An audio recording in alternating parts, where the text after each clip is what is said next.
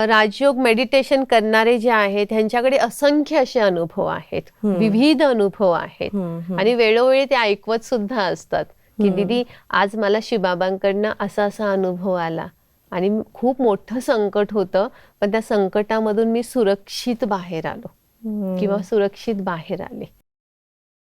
तर त्याला तुम्ही ज्या संबंधाने बोलवाल, आता किती येणाऱ्या माता आहेत त्या शिवबाबाला मुलगा मानतात, मुलाचं नातं जोडतात, तोही संबंध कारण आजकाल मुलं जवळ राहतच नाही ना, कामाच्या निमित्ताने काही ना काही निमित्ताने.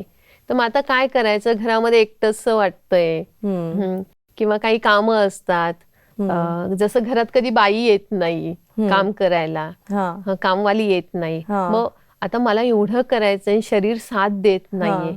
मग ते इतक्या आनंदाने उमंग उत्साहाने शिवबाबाला सांगतात की तू माझा मुलगा आहे, आता कामवाली आलेली नाहीये, तुला मला मदत करायची आहे, चल आपण झाडू लावूया.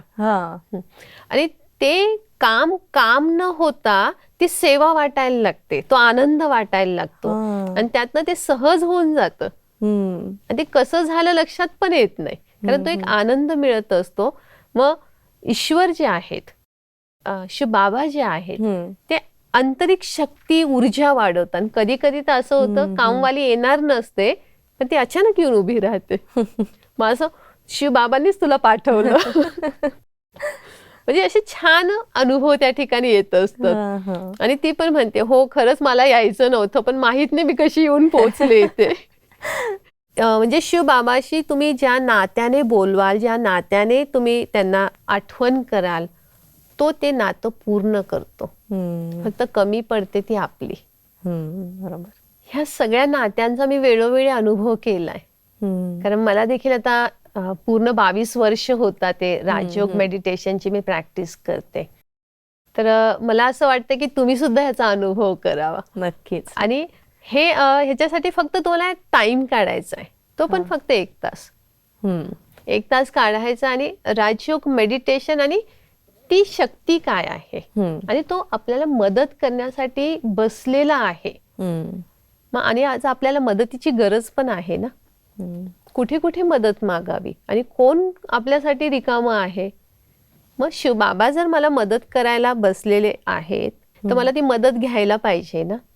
तर मी सगळ्यांना सांगेल की तुम्ही एकदा 7 दिवसाचा कोर्स करा, त्याच्याबरोबर नात्यांचा अनुभव घ्या आणि आपलं जीवन सुखद आणि आनंदी जगा. 7 दिवसाचा कोर्स झाल्यानंतर मग इथे रोज अभ्यास असतो. ओके.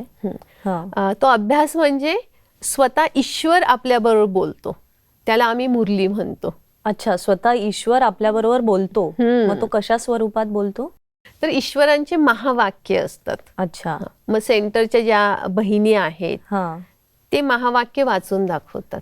आणि जसं मी सांगितलं ना की तो पब्लिक मध्ये पण पर्सनल मुलाखत करत असतो, 1 to 1. असं वाटतं की हे माझ्यासाठीच आहे आणि हा काल होता माझ्या बरोबर.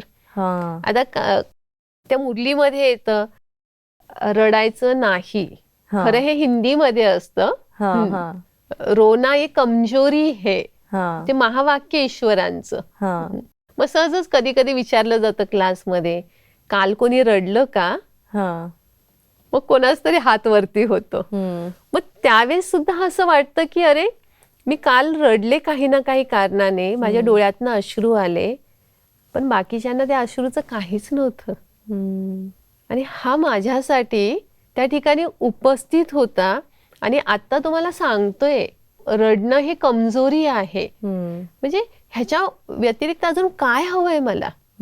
तर ते त्या महावाक्यांमधून आपल्याला रोज नवनवीन गोष्टी मिळतात आणि ज्यावेळेस आपण ऐकतो ना त्यावेळेस असं वाटतं खरंच हेच मला पाहिजे होतं आणि हेच शिक्षक बनून मला इथे मिळतंय. स्वयं परमात्मा येऊन तुमच्याशी बोलतोय. म्हणजे काय होतं, कधी कधी असं वाटतं मीच एकटी बोलते, त्याला ऐकायला येतंय की नाही. पण ज्यावेळेस मुरली क्लासमध्ये येतो ना त्यावेळेस त्याचा रिस्पॉन्स कळतो की माझ्यापेक्षा तो जास्त बघतोय मला आणि मला जास्त तो ऑब्झर्व करतोय आणि माझं कुठे चुकतंय, कुठे बरोबर आहे ते सुद्धा तो मुरलीमधून सांगतो. मुरली क्लास म्हणजे तुम्ही जे म्हणलात 7 दिवसांच्या कोर्स नंतर जो रोज अभ्यास असतो, अभ्यास. जे रोज ऐकलं जातं. महावाक्य, महावाक्य. ईश्वरांचे महावाक्य. बरं. हम्म. देऊया वंचिते वरा